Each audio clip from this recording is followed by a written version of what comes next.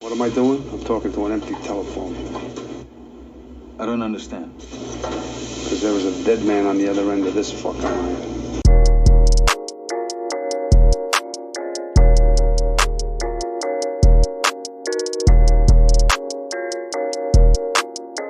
Guy Ritchie films, Lock, Stock and Two Smoking Barrels, Snatch, The Gentleman.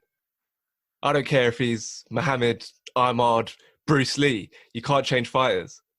Welcome to Corona Cinema. I'm Leon Waite, and I'm joined as always by Ross. Can we finish before the Germans get here? Matty. You're guilty of being a cunt. And Mason. Hello, you right? And we're starting with Lock, Stock and Two Smoking Barrels from 1998. A botched card game in London triggers four friends, thugs, weed growers, hard gangsters, loan sharks and debt collectors to collide with each other in a series of unexpected events, all for the sake of weed, cash and two antique shotguns. Solely written and directed by Ritchie, like all the films we're doing today, starring Jason Fleming, Dexter Fletcher, Nick Moran, Jason Statham, Vinnie Jones, and Sting. Nominated for Outstanding British Film of the Year at the BAFTAs. Whoever picked this, speak. So I chose this film because I think out of the three this week, this is the only one I haven't actually seen before. I think I've seen Snatch, but I'm pretty sure I fell asleep when I watched this, so I didn't really remember it. But yeah, this I haven't actually seen it, and watching it, it does feel like quite a unique experience. And I guess with all three of these films, to be fair, I feel like you know the kind of film you're getting into once you've seen like one or two of them, and the kind of like formula that you expect from these films. And considering this is like the oldest one that I've seen, I think it was effective, especially in trying to have all of these stories sort of like tangled together. I did get lost a bit at one point. Like, I got really confused when it comes to the betting scene sort of early on in the film when it was being rigged and stuff. I felt a bit lost, but I don't know if that's because I wasn't really concentrating that much. Out of the three films, I feel like it's probably my least favourite, only because it feels a little bit cringy in some places. I don't really like the character. I think his name's like Rory Breaker or something. I don't know. He seems a bit too like, the acting just seems a bit dead to me. Like, his character's so cringy, the way he has to be like a villain almost, and it's just, yeah, I don't know.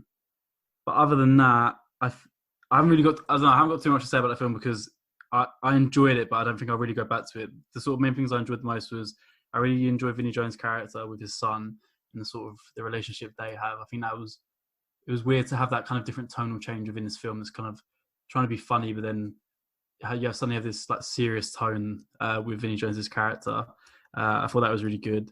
And then as well, this film has a really low budget considering, and it made like a decent amount of money. So this budget was only 1.3 mil, and then it made 28 million in the box office. So considering such a small budget, I feel like it's very successful. And I feel like it doesn't feel low budget either when you watch it. It feels like it's of its time, especially if it come out, I think it's like late 90s, I want to say it come out. Yeah, I feel like it suits its time. It doesn't look cheap at all. So in that sense, it does feel like a success as well. But other than that, yeah, it was all right. I agree about Rory, played by Vaz Blackwood, Richard Blackwood, EastEnders guy, his cousin. You might know him from the Tesco advert. I think it's Tesco. He does the voiceover on one of the adverts. But yeah, I know. He was just like bare, like quippy, I thought, in his performance. And it wasn't even like remotely menacing. Like in the Guy Ritchie films, it's always going to be a bit like verging on cringy because it's very, like the dialogue is very stylized, like it's Tarantino influenced. But you can do that in a way where you can still be a decent character at the same time, but he kind of doesn't really pull that off. Like he's meant to be one of the main villains of the piece, and I never find him to be threatening. So I agree. That's probably the weakest part. It's like the only note I have in terms of something I didn't really like about the film. But this kind of just has all the elements of a typical Guy Ritchie film, and he'd go on to use most of these elements in pretty much all the films he's done, apart from the franchise like Sherlock Holmes and or Aladdin and stuff like that. Like it's all the crime films kind of include all these elements, like it's big ensemble casts, the dialogue, the London streets, kind of feeling that vibe, the colourful characters, quick cuts, flashy edits, lots of interconnected plots that kind of come together by the end of the film, the soundtrack's always kind of like a poppy rock kind of soundtrack, which I kind of vibe with. And the nicknames as well is a thing I like about his films, like Barry the Baptist, just a funny way to conceive a character. It's as if it, like, was it he drowns people? So yeah, he's called Barry the Baptist. Yeah, the actor who played him actually died before the film came out, sadly. But yeah, there you go. But I like how it's like different types of criminals as well. Like you have like the weed guys who are just very like docile, not really into any hard crimes. They're just doing their thing. They're relaxed, trying to make a bit of money in an easy way. Then you have like the hardened crime bosses, the ones who are running the whole streets kind of thing. Small town gangs, and then you just have guys who are just trying to make a bit of money, like Jason Statham and their kind of crew. They're not especially violent. They're just trying to make a easy buck. So I like having that like variety of people. And I think this film, I think it's like a bit grittier than most of his subsequent films. Like Snatch is a bit more, the comedy is more like pervasive, I think, in Snatch than it is in this one. There has, especially the first half of the film, I thought it was a bit more grittier, a bit more noir. Like almost trying to be like a kind of Scorsese of London to an extent without any real like themes. That's kind of the thing with Guy Ritchie. He's not really trying to say anything with his films. It's kind of just about the style, which I kind of like. Like it doesn't have to be said in a message. It's kind of fun to watch. But Matty, what's your relationship to Lock, Stock, Guy Ritchie's first film? Is it as satisfying as some of the subsequent films you've seen from him, the ones we're going to talk about on this podcast? Yeah, so I do. I mean, if you enjoy Snatch, you'll enjoy Lock, Stock, Two Smoking Barrels, but that's not to say that it's better than. I do think it's the perfect kind of like precursor to Snatch, and I'm glad that we had this film so that some kinks could be ironed out, and then it kind of like Snatch is a much better version of Lock, Stock. Maybe it's because of the lower budget, but it's a film that had to come before. But it just feels a bit more of a shambles, a bit less put together. The story arcs diverging and then converging again is kind of less clean, kind of less pleasing. And there are a lot more characters in it. And you kind of develop them less, which is okay. But as in, like, I don't really remember many of the characters. I had to watch it again. I don't remember many of the characters at all without watching it again. Like, I kind of forgot that Jason Statham was in it. Like, it just went completely under the radar for me. The only person I really remembered was Vinnie Jones. And that was because he was in Snatch, and I liked how much more they kind of fleshed out his character. I think my favorite quote being "Don't fucking swear," and then with his kid, I really like that bit. Yeah, but I think as well the tonal shift that you said Lock, Stock had in comparison to Snatch, it is quite heavy. I remember like how strongly one of the first scenes was where he loses the poker game and they realize how fucked they all are. That's like really strong, and it's a lot less funny than a lot of the others. I like the dedication to like how they play out certain scenes and like not milk as much, but like give the scene its dues as much as they can. It leads to a longer runtime because it's 2 hours, the longest of all of them. But I still think those extra minutes are quite handy, and they kind of give the film its justice that it can deliver. And yeah, I think I definitely do prefer Snatch to it. I just feel like the characters are kind of like more different enough to add the comedic value, and that's the kind of thing you always remember.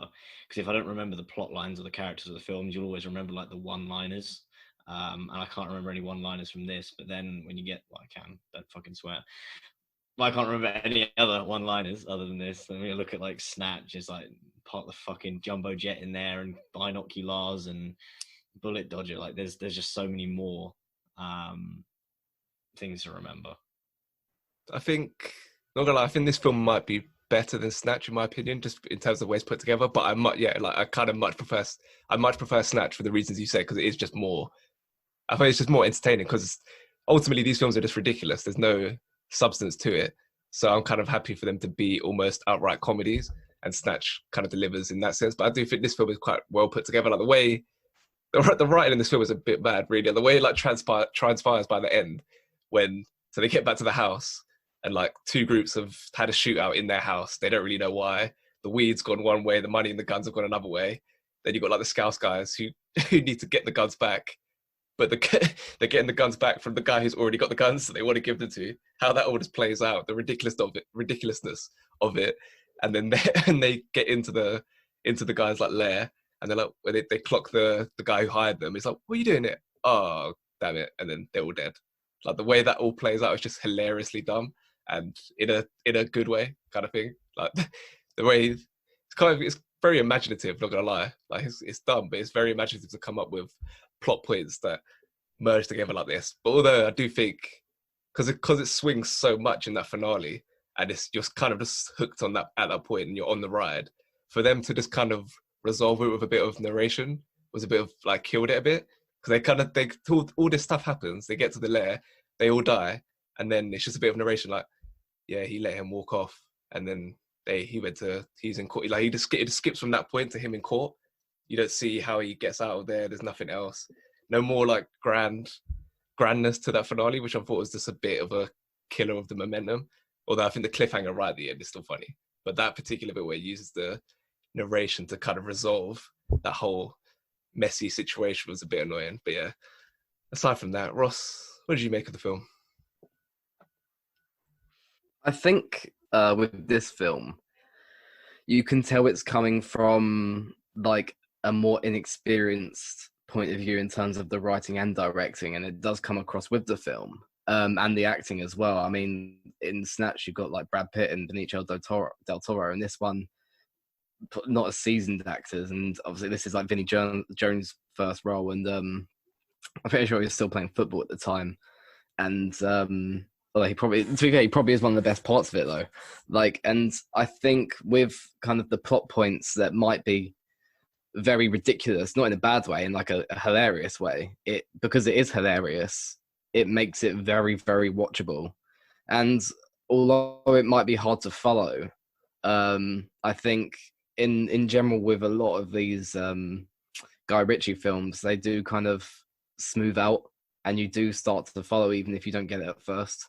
And I think that's what good. But I think this film is hilarious. Like, just like the bit when in the Samoan pub, and as you said, with the shootout, and they would just all die, and like Rob Brydon just randomly being the traffic warden in the back of a van, that kind of stuff. It's all hilarious. And I think this one's probably not the most satisfying, but it's probably got like the best ending out of all of them. The way it just like the last like 30 seconds ending, I mean, how it just ends on that freeze frame of him hanging off the bridge with the phone in his mouth, and they're all just worrying about him. Vinnie Jones driving off in his new car.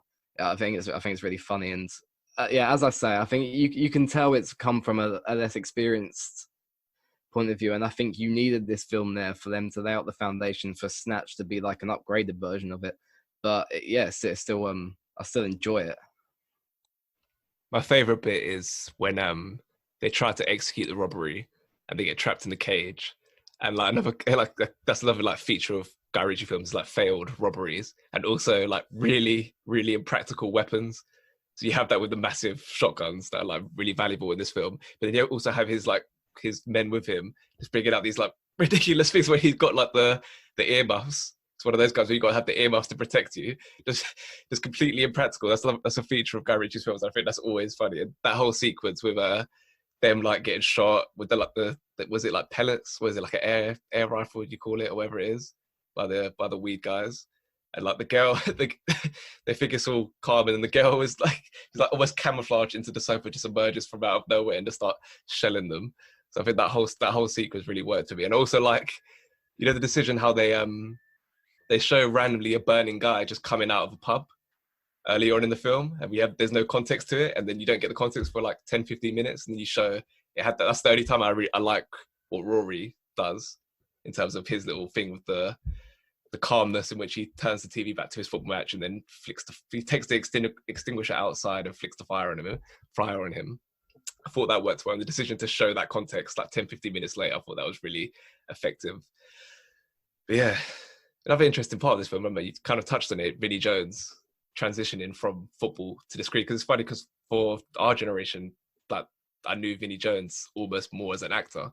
It's kind of, that guy, that hard man footballer who transitioned into acting, I kind of knew him more for his roles in film. I like the way he translated like that hard man status as a footballer into what he does as an actor. Basically it's kind of the same style in a way, of just being that hard man. Although I do like Mason touched on it, like the principles of him in terms of like being a bit of a deranged killer, but also wanted to look after his son and nurture him and give him advice and tell him not to swear, even though you're like breaking the law at the point where you're telling him not to swear, kind of like a weird honor code.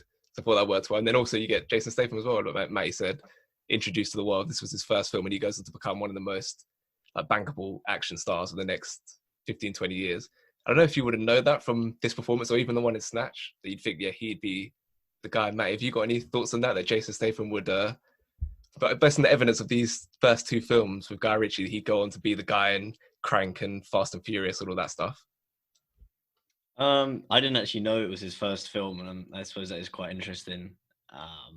You can probably then understand why it wasn't as a landmark piece in this film, but then it literally just took 2 years, and then Snatch comes out, and then he's a big player in that, and it just takes off from there. And I think it's nice as well, those kind of films that he has that progression. And him akin to like Vinnie Jones is like this very like specific, like not quite hard man, but like maybe almost quite cunning, and this reputation that he's built off, and it works for him as an actor. Like you can say, oh, you've been typecast, but like it's what he does, and he does it really well. And I don't think he doesn't see a need to branch out from it. And I think I like these films because of people like Jason Statham. Okay, let's get some ratings. Start with Mason. I give it a 7.5. Ross. I'll give it a 7.9. Matty. I'll give it a 7.6. I'll give it a 7.8. Moving on to Snatch from 2000. Unscrupulous boxing promoters, violent bookmakers, a Russian gangster, incompetent amateur robbers, and supposedly Jewish jewelers fight to track down a priceless stolen diamond. Starring Jason Statham, Brad Pitt, Benicio del Toro, Dennis Farina, and Vinnie Jones, as well as a lot of other people. And this was nominated for none of the major awards. Whoever picked this, go. So I as I said earlier, it's kind of Snatch is kind of a cooler, like more competently written, better directed, higher budget upgrade on Lock, Stock, I think. And obviously it still has the same kind of like wacky camera and editing work on it. But I think with that higher budget, it does get that extra boost at pulling that off as well. And the way it's written is absolutely hilarious. And like it's so witty, and the relationships between all the characters, like with Tyrone and Sol and Vince, and then with Turkish and Tommy and stuff. It's I love like the relationships within the film and the characters and the way they interact. I think that's like a very much a step up from Lock, Stock in this film.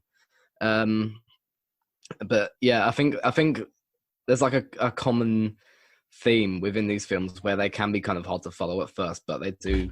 As I said earlier, they do smooth out. And I think with this one, especially, the characters are so fantastic and so funny that it doesn't matter so much. And I love Brad Pitt in this film as well. It's quite a random role for him because he was already quite a big actor by this point.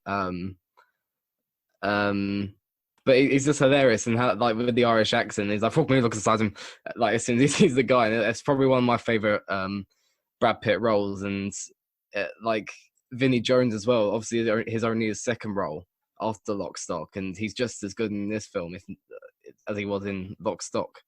And that whole speech with him doing, like talking about the fake guns and Desert Eagle .50 written down the side of his gun, like that whole speech, and then not being able to kill Boris and stuff like that, and he just keeps coming alive. He's like, "Why aren't you dead yet?" or whatever it is. But yeah, I think this film is really well directed. Obviously, like the quick shots and the soundtrack and the camera angles and all the editing all comes together so nicely in this film. And I think this one rounds off so satisfyingly as well with you don't really expect it. I mean, I've watched this God knows how many times now, but the first time you watch it, you don't expect it, with like just the Pikeys getting the upper hand on everyone, and Jason Statham, Stephen Graham getting the diamond at the end. And yeah, it comes together so nicely. And I think out of all the films, this has got to be out of all the films, this has got to be the most like quotable and hilarious out of all of them. And like the dialogue in this film is just so like fantastic and entertaining and so well written. I don't think any of the funny moments fall flat. It is jokes how he literally just copy and pasted his first film just on a bigger, more international scale. Like, it's pretty funny. He just had like bit of success in Britain with his first film and basically said, okay, that worked. It's going to do pretty much the same thing, just with like a few more engaging, entertaining actors, and just throw it in there. Like, I kind of respect that, not gonna lie, and it works. Like, it's got all the same elements, and it's still entertaining, like the failed robberies and the weaponry and the music and all that stuff Ross said. But I think like the pacing just goes up a bit more, bit quicker throughout the whole film. Like, there's not much time to rest, and the editing's a bit more flashier. And overall, it's just more consistently funny. That's why I like it. It's just a comedy. It's I think it's one of the funniest films of this century, and it's got a bigger array of like enjoyable characters with doing loads of different quirky performances. Like Ross mentioned, Brad Pitt, Benicio del Toro. Though he's the only performance that kind of, I don't know. He falls a bit flat. Like, I see he's kind of annoyingly weird. It's not as enjoyable in how eccentric it is as Brad Pitt's performance. But overall, it's just a really funny film. Mason, do you agree? Yeah, like I think it's. I find it funnier than the first film, and I think that's what makes it more enjoyable to watch.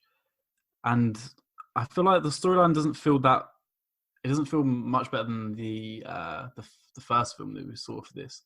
It just feels, like you said, with a higher budget, it can kind of like portray more and be like a bit more engaging for the audience. Like you said, like the editing just seems a bit more like in my face, and at first I thought it was just kind of like, it's almost like more confidence from the director, but I think it's just more money to spend instead.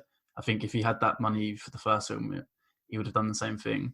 But like I said, it almost literally feels like a remake. Like, if this was to come out 10 years later, I'd view it as almost like being a remake, because the formula is there. It's exactly the same from the first to the second. But like you said, that works for me. I feel like that's what makes me enjoy this film even more, because it just feels like a bit of an upgrade from the first. But I think what this film does better than than Lock, Stock is that it builds up more of an interest in all of the characters. I think because in Lock, Stock, there's a few characters where I don't really care for them, but in this one, I feel like each character is given enough time individually to show us, like, to make us sort of enjoy their performance and want to see what happens in their own storyline. I feel like this is the best written, to where all the stories like interlink better, and you get to see more time of the separate stories that then builds into the main story. So I think that's what I enjoy most about this film, is that I kind of enjoy like the whole picture of it. Like, I enjoy all of the characters and how it all sort of connects together, which is like I guess obviously like the main part of the Guy Ritchie films, but it's delivered the best in this one.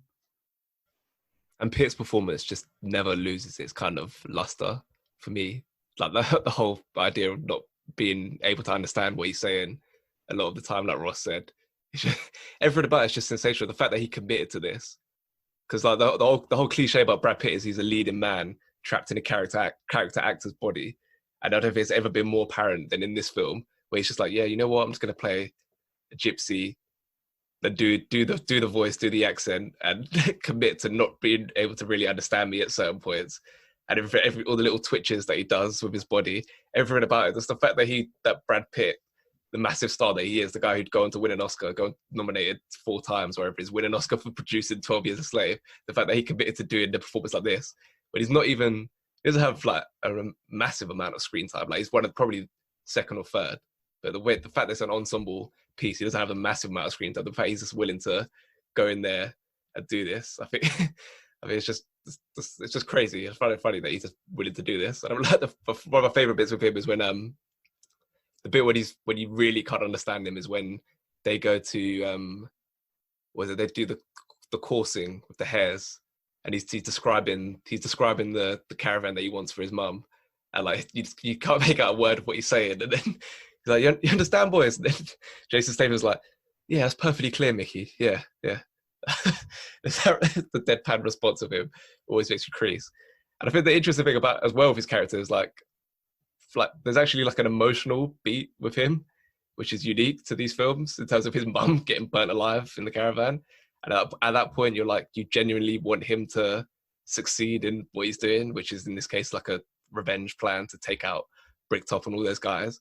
Like that's you don't really like most of the characters in all of his films are deplorable criminals, so, and he is as well. But he's actually got kind of he's got an emotional depth to him with the mum, with his mum passing. So you actually want him to succeed properly.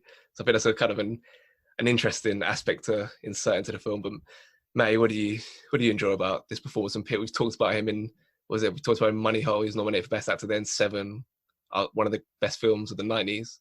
What do you make of him here? This is probably one of my most interesting Brad Pitt roles. Not because I don't know if it's actually good, if that makes any sense. I can't tell if his accent is actually like anything like a gypsy accent. I probably don't think it is, but he's just made it his own and done it with so much confidence. I don't think anyone's going to question it.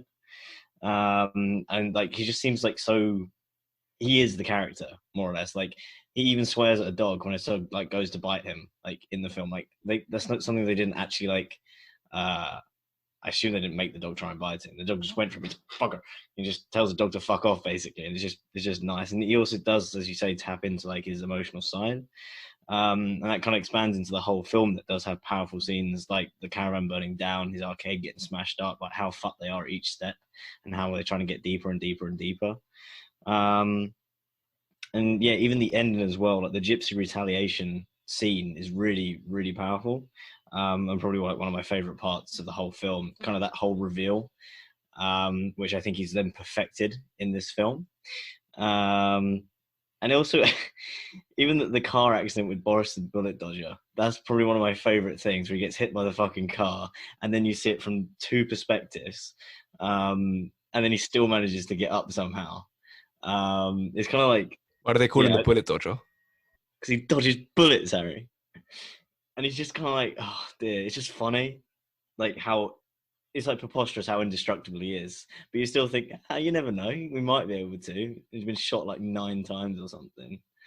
And even Vinnie Jones's death is actually quite sad, how cold it is and how off camera it is. Yeah, so it's definitely my favorite of the bunch. But I can't really fault the film in any way. And the jumbo jet scene, perfect. The binoculars scene, and then also like where they get locked in the glass like door bit, and they're like saying, "Oh, we've done it now. We're going to be in prison forever." Blah de blah. And then his mate just comes in. Why is that down there? You know, all of these things just make it perfect. Yeah, Tyrone. When he can't get out of the car, it's the noise of the leather jacket where it's just like cracking as he's trying to get out of the car. Of course I am. But yeah, that scene with Vinnie Jones, Tony, his character's name is, like when he goes to meet Mullet to get some information from him, and drags his head into the car window and drags him along. I like to, because Mullet's the actor who was in Trainspotting, or part of that crew in Trainspotting, and he gets left in London at the end. I like to think he after he got screwed up. No, he got the money, didn't he? End of Trainspotting, he got a bit of money.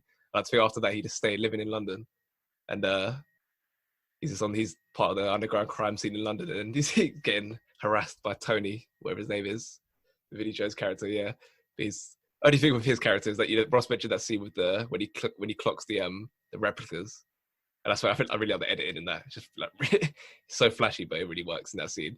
But that is like homophobia in that scene. It's a feature of Guy Ritchie's films. It sounds really tense in today's context. Like he says faggot about 3 times in that one monologue. So yeah, that's kind of the weakness of his films. But oh well, different times. But I want to talk about Bricktop. I think he's just like an incredible antagonist in this film. I don't think he's done anything else really notable in his career. Like he's in Lock, Stock as like a bit of narration, and he's one of the guys who works at his dad's bar, but he doesn't really do much in that film. And then he comes into this film, and it's just, I don't know what it is. He's just like, he's got a really comical appearance with like the wide eyes, like magnified by these big glasses, and he gives some like outrageous dialogue that's got nothing to do with it, what they're talking about. He just goes on these monologues, like the thing with like the pigs, and how long it will take a pig to eat a body, and describing what the word nemesis means, all that stuff. He goes in these long digressive monologues, but he's still like really threatening whilst being funny. Like I'm laughing at this guy at the same time whilst being quite scared of him. I don't know what it is about his performance, but yeah, Ross, what did you make of Bricktop in this film? I think it is quite a funny character. He's scared. He's scared just thinking about it. I'm so scared. Is he gonna hit me? Is he around? Do you know what nemesis means? No, like like you said about the bit where he just walks into the room and then what's it? Vincent Sol's like, "Who the fuck are you?" And he's like, just starts talking about how you should cut up a body into 5 parts and then feed it to the pigs or whatever. That whole bit, I really like that bit of him, and just how scared like everyone in the film is of him. And yeah, and it's just funny because, as you say, like he's got this funny looking appearance. I think it's the thick like glasses make him look really funny, and then yeah, the way he bosses everyone about and everyone's scared of him. But no, he does pull off the performance really well and get that kind of, you're scared of him, but he's also like, he really irritates you the way he's just always there. But it's funny, and I think it's quite funny how he just dies in the end, gets shot in the face. Obviously, you don't see it on camera, but it's still funny. And yeah, I like the performance like that. I don't think there's many. Yeah, as you say, Benicio del Toro is a bit iffy in this film, but most of the performances in this film are funny and pulled off well, and especially from Bricktop and Brad Pitt and whatnot. I want the record to state Ross thinks people getting shot in the face is funny. It's fucking hilarious. At times, Ritchie's style does annoy me a bit in this film. There are only like a few times, particularly the final like boxing match, when there's so many cuts. It's constantly just like here, cutting left and right. It's hard to tell what's even going on. But at times it does get a bit like ingratiating. Mason, is that something that you feel at any point like the style can become a bit annoying because there's a bit too much of it at certain points?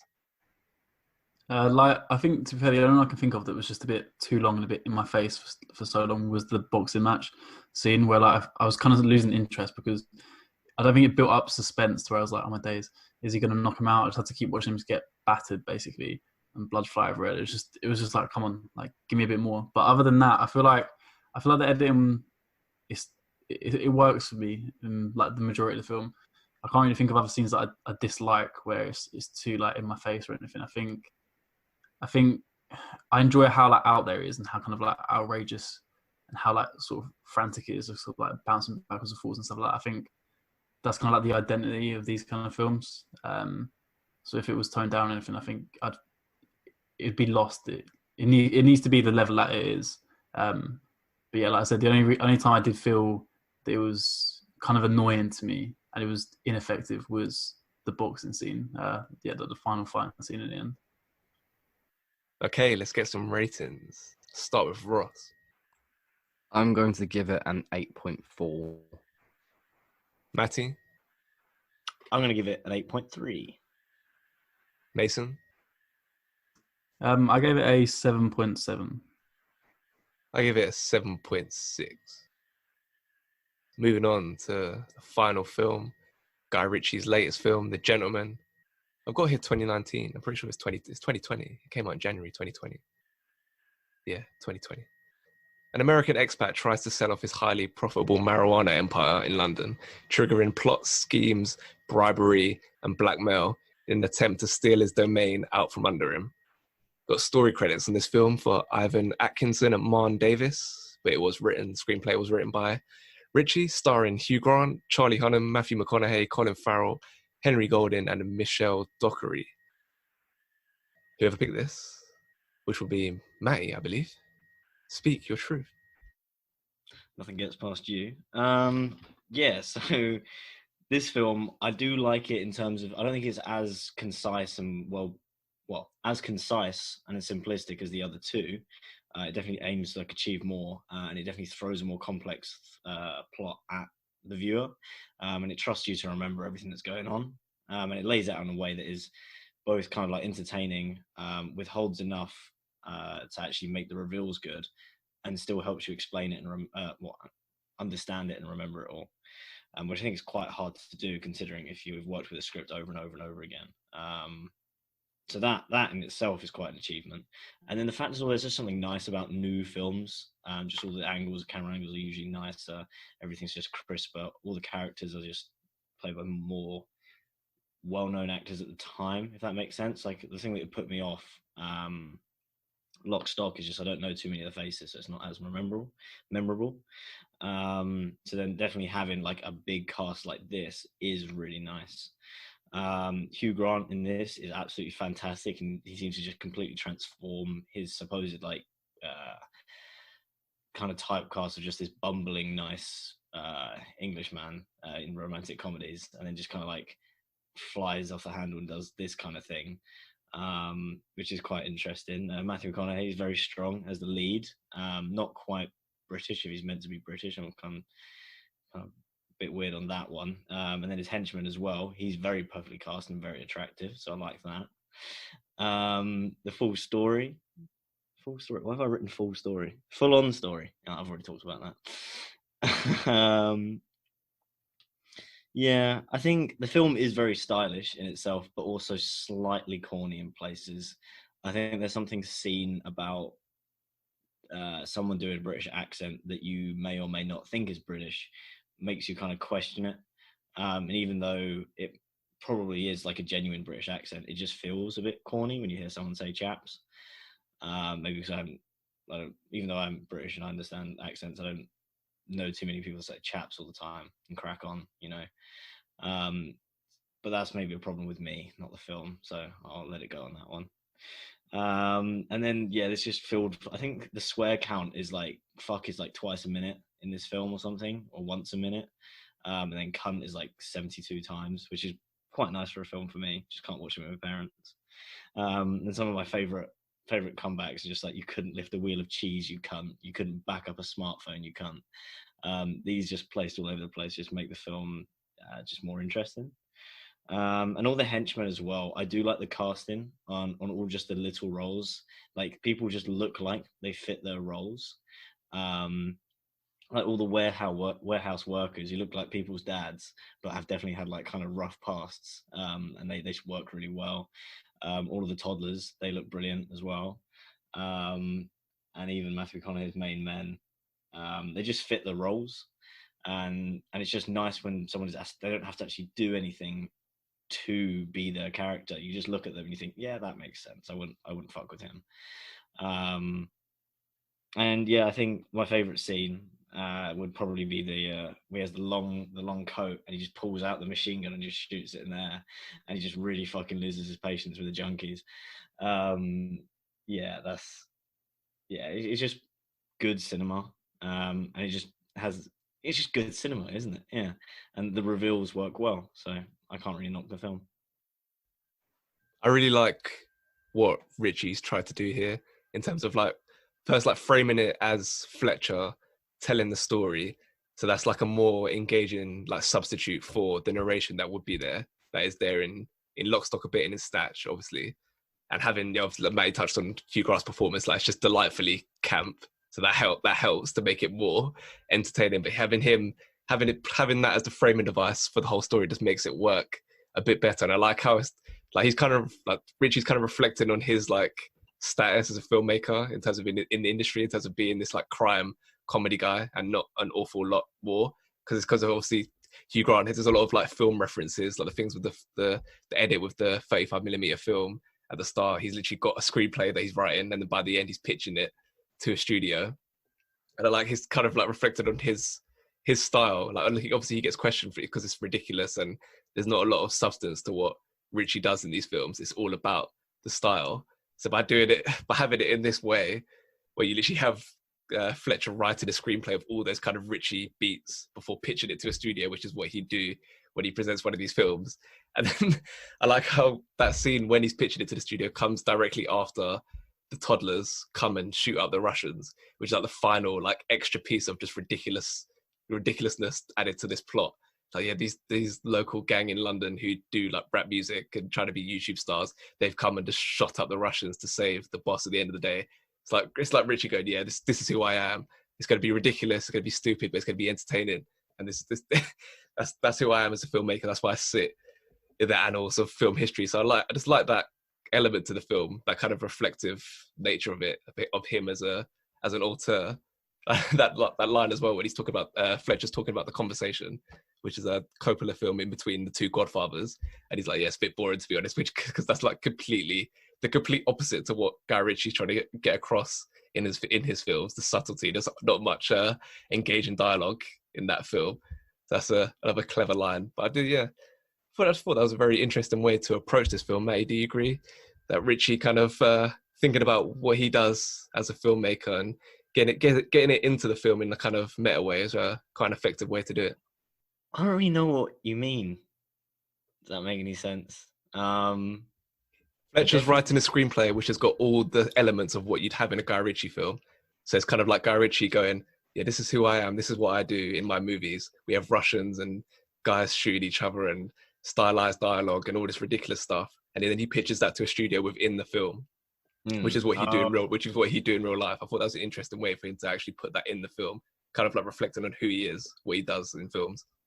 Yeah, I got lost in the conversation of the Godfather bit, and I started thinking about how much I like that scene, and I just kept thinking about that in my head. It's a little conversation, but yeah, it's definitely a nice little call out to what he does in terms of when he sits down, because he does make, I don't want to say repetitive films, but he's shown himself to repeat the same film again if it works, and then keep within that genre and do it very well. And he's almost poking fun at himself, which is nice. And even the audience goes, well, it may not be particularly complex in terms of producing unique films every time, but it's like, if it works, it works. So in that respect, you can't fault him for it, and he does it with some comedic value. I think as well what you touched on about having the whole film kind of like narrated or pitched to as a story and as a film at the same time works really well, because it saves lots of time, and you can present so many more characters and so many more events and scenes you don't have to watch play out, because they're just summarized like that.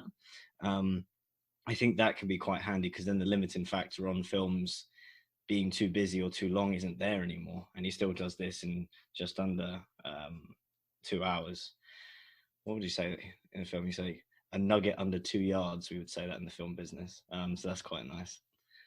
Ross, you know how Matthew McConaughey's character, he gets shot at the beginning of the film, and you watched it for the first time. Did you think, okay, so we're going to watch his like adventure on the way to him dying? Or because like you obviously don't see the actual, his death's not on screen. So did you have a suspicion that he wasn't actually going to die? I'm pretty, because obviously it didn't come out that too long ago. I did watch it in the cinema when it came out. I'm pretty sure I remember like, surely he doesn't die. Like, surely he doesn't die. And then obviously it comes around to it and it's not him that dies.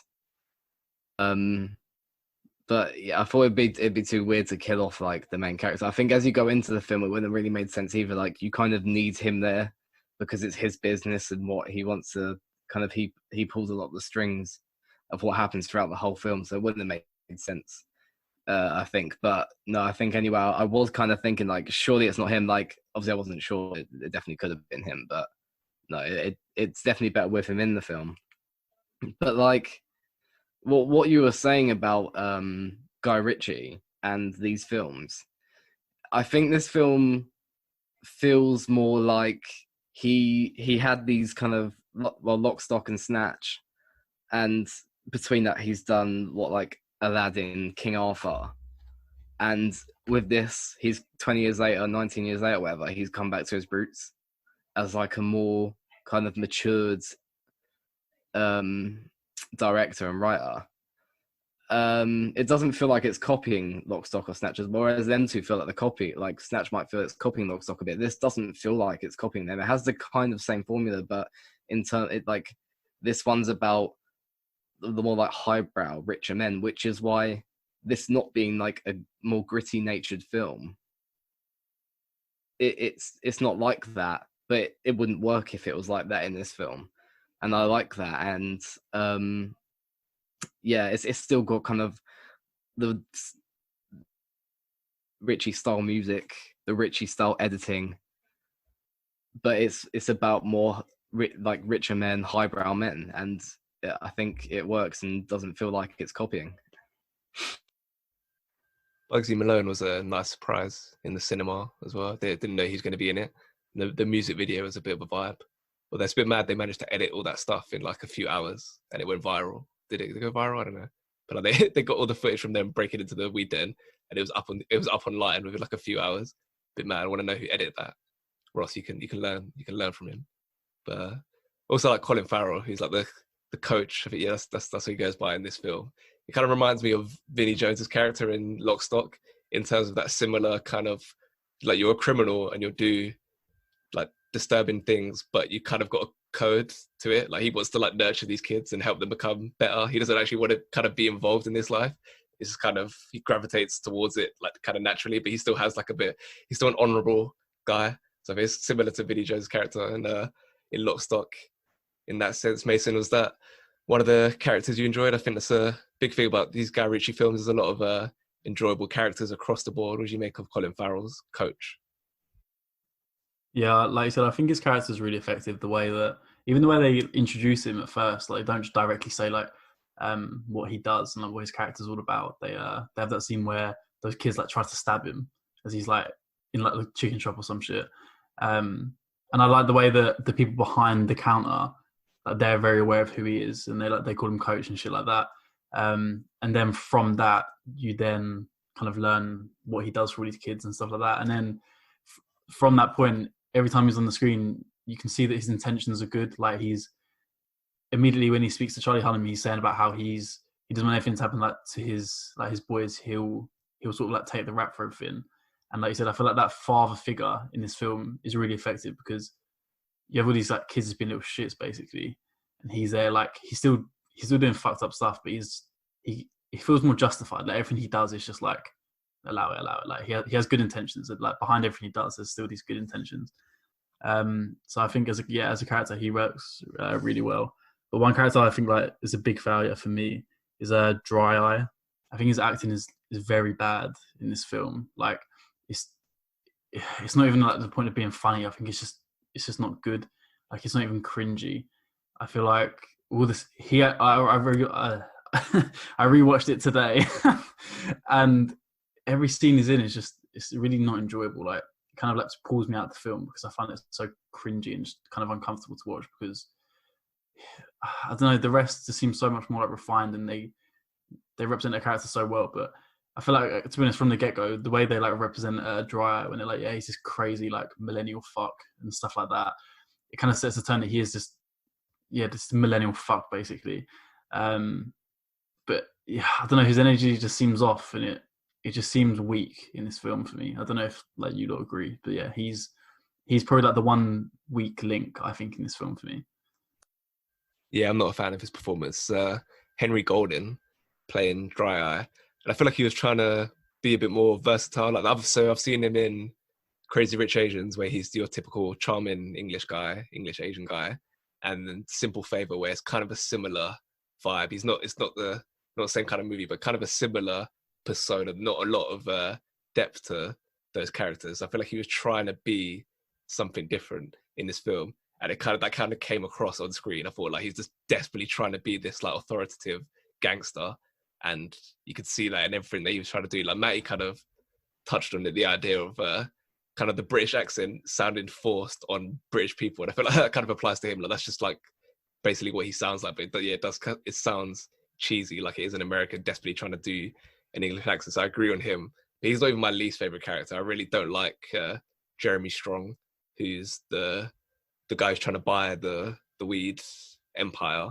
Like he just something about it's just the voice is just very uncomfortable. Like that's nothing what he sounds like. I've seen he's in like The Big Short and stuff like that, and he's unrecognizable from those kind of characters. And I just don't think it just never really works. Like, I feel like he's an example of when like a Ritchie character goes too far in terms of being camp. Like you got Hugh Grant who like perfects it. It's funny, it's ridiculous, but it's funny. Whereas you have this guy who kind of just he's trying to toe that similar line, but just goes over the edge. Matty, was he a weak point for you at all? The guy who's trying to buy this whole empire of Matthew McConaughey just didn't really deliver for me. Um, I wouldn't. Yeah, I wouldn't say he's my favorite character. I think you're right about Hugh Grant being kind of like he plays it absolutely perfectly, even though he's a bit like kind of like sexually harassy with it. But it's funny the way he does it. Sorry, Ross is frozen and just the biggest smile I've ever seen. But I yeah, like it when you talk dirty to me. can I come with you? I might come anyway. In the night, scuttling about, wanking into a hanky.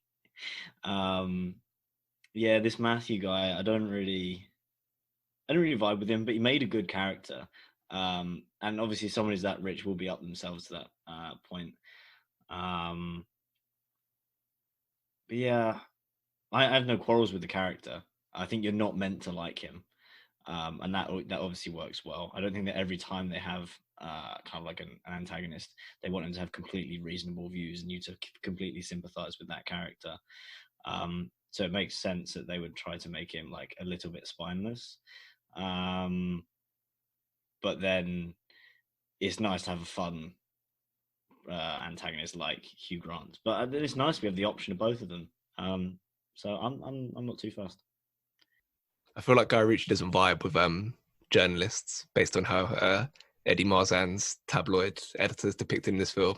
It's very, very cartoonish and kind of always out to get someone, like he's holding the most pettiest of grudges against Mickey just for not shaking his hand or whatever, and then just going after him. That's probably estimating the influence and like the amount of money the papers have got in 2020. Because I think was it like 150K given to Hugh Grant to try to dig up stories on him. Probably don't have that kind of money in 2020 for newspapers, but yeah, there you go. Also the Emirates scene, that's cool. With the massive whatever that is, binocular kind of thing to look at the two guys sitting in one of the private boxes at the Emirates. It's interesting as well because I read an article this week about Ross will know who this is, Andre Arshavin, who Arsenal signed like 11 years ago, and the whole story about the way he signed is one of the most craziest things I've ever heard, like involving like the KGB and people getting threatened. And it all started with the Andre Arshavin's agent at Guy Ritchie's house. Madonna was there as well. That's where the article started and kind of went from there. And by the end of this whole story, I recommend you read it. It's behind a paywall, but yeah, it's like it's a crazy story. And by the end of it, Guy Ritchie contacted the agent and was like, "Yeah, can I turn this story into a movie?" Never happened. I thought that's just like an interesting thing, a topical thing. Having read that this week, and then you get a scene of the Emirates in a Guy Ritchie film. He's a Chelsea fan, of course, but there you go. Okay, let's get some ratings. I'll start with Matty. I will give it an 8.2. Mason. I gave it a 7.6. Ross. I think I'll also go for an 8.2. I'll give it a 7.5. Okay. Over to Ross with the roundup of all of the ratings for this week. Right, so this week, in third place with a 7.7, we have Lock, Stock and Two Smoking Barrels, which is probably the coolest name ever for a film. I don't think we mentioned that.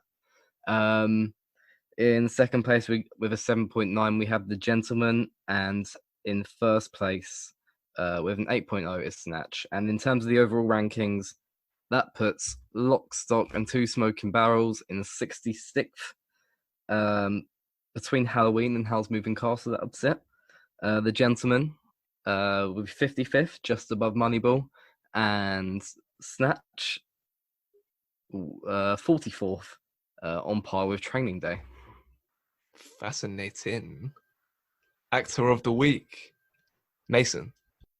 I've gone for Hugh Grant. I feel like his performance is the most memorable out of. Oh, sorry, Matty. Did you want to pick that? No, it's fine. I can change. I'm going to go for Michelle Dockery, just for being so good looking. She performed it really well. Yeah, her acting looked really nice. Matty. I was going to go for Michelle Dockery, but I think I'll change to Hugh Grant now.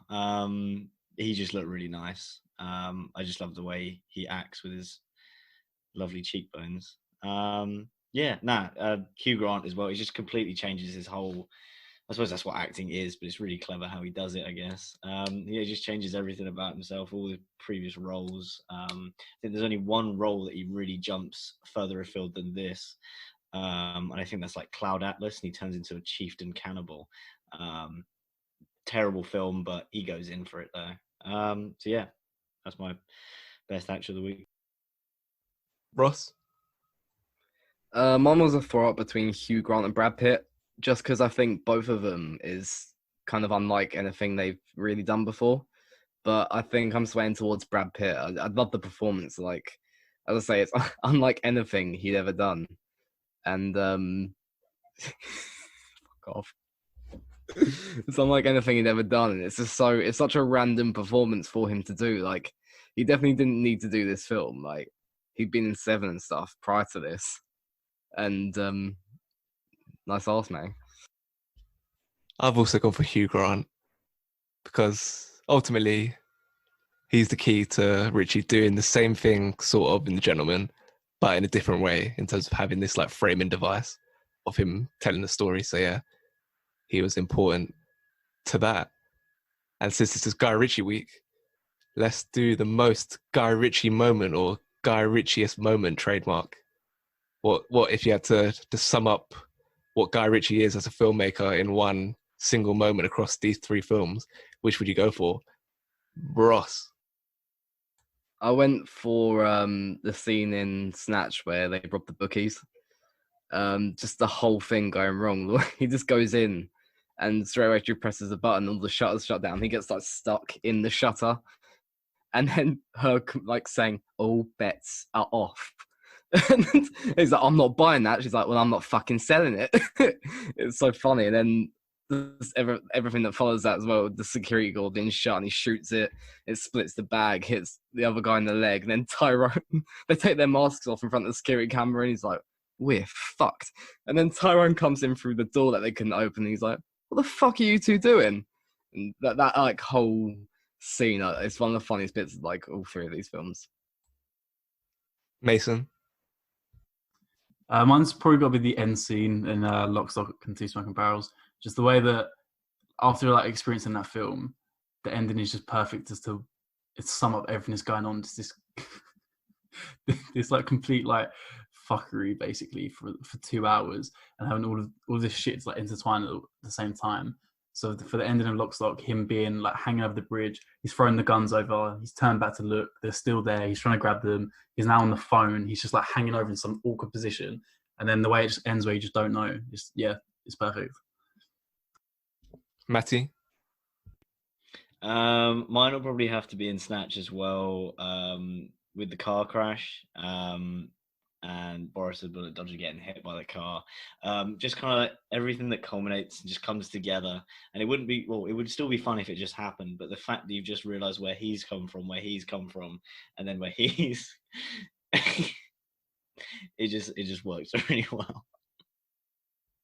I've gone for something of a more simpler flavor. It's just when Turkish is describing what coursing is to his name Tommy? Stephen Graham? I think his name's Tommy. He's describing what coursing is, and the sentence continues over 3 locations. Like, it's just one continuous sentence, but it starts from in the car, then walking one place, and then walking in another place. But the sentence is all combined, even though it's across three locations. Just absolutely no logic, just vibes. So yeah, that's Guy Ritchie in a nutshell. Just style over anything making sense. I wish this was a Pop Vinyl Award. Ross? I'd love to. I was gonna say Brad Pitt, but I think I'd love to see Tyrone, just like in his leather jacket. It would look hilarious. I think. Guy Ritchie, there's probably like 50 characters across these 3 films that have a decent amount of screen time, and we somehow picked the same one. So I also went for Tyrone, in his big leather jacket and his flat cap, just be fat as anything. Yeah. All right, that's it. At Liam Wait 98 on Twitter, on my Fleet story. They call it Fleet story, or do you just call my Fleets? Everybody's got a story these days. CoronaCinemaPodcast.wordpress.com, Spotify, Google, Stitcher, Podbean. Next fortnight is rom-coms. I don't know what they are, so someone else can say what they are. Go on, mate. I don't know what the other two are, but I know what mine is that I haven't chosen yet. We all say our own. Yeah, go on. I'm doing Bridget Jones's Diary. Yeah, Mason definitely knows what he's picked. I'm doing Notting Hill. I haven't chosen yet, so stay tuned for that. Oh, Matty, choose now. You can't do that. Matty, choose. I'm not making a rash decision. You've had like a month. Yeah, that's true. But yeah, until next time, folks. No. Matty was going to do a really misogynistic film, and he changed it. That is true. That's why I'm canceling. I'm not going back on my word. I mean, we don't really need to worry about misogynistic. We literally did Guy Ritchie films where he's racist and homophobic. So Funny, isn't Choose it? the film, Can we Matty. just go before we say something we shouldn't? Let's go. choose May. Choose. I'm not choosing now. Choose. What Choose. are the loyal listeners supposed to do? Choose. If you had to pick one, what do you think? What have you been thinking about? Elf. If you had to pick one rom-com to watch next week, What are you would thinking it be? about? Shut up. What are you thinking about? Let me look on my wall. Boobies. Technically, Deadpool's a Valentine's Day film. No, come on. Fuck's sake. No. What about Bridesmaids? That's fine. Oh, I'm doing Juno. I'm doing Juno. Oh yeah, that's good. Happy? Until then, go well. Cheers. Cheers.